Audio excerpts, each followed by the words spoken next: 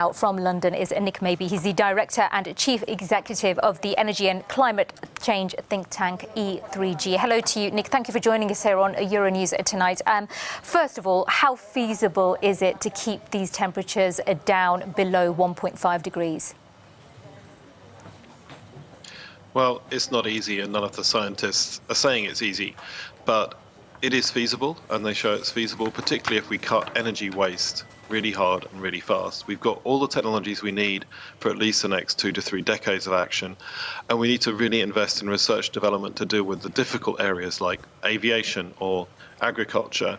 But if we don't start trying, we'll never have a chance to see if we can keep risks down to where they are at least remotely manageable. Talk us through some of that action that you think is required, and by whom? Well, there are some no-brainers out there. We should stop using coal in the next decade, particularly in the richest countries.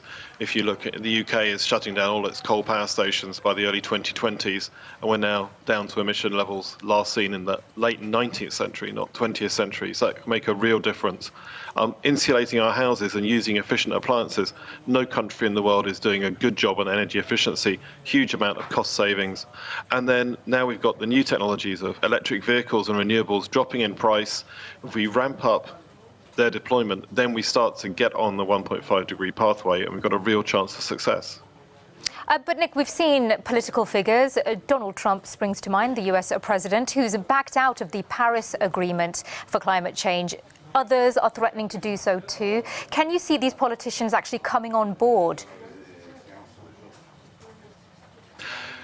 Well, I think if you look at the vast majority of politicians, China, India, European Union, majority of countries in the world are all backing the Paris Agreement. So Trump is an outlier, and the majority of the US and US cities and states back Paris.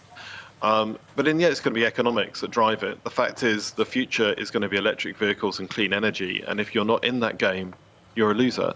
And so the US is going to be dragged behind China and Europe and India, who are setting the markets in those technologies, partly because they see it as a competitive advantage over the US. So partly we'll get there because we want to save the planet, but a lot of it will be about people wanting to be in the next big economic revolution and not to lose out and fall behind.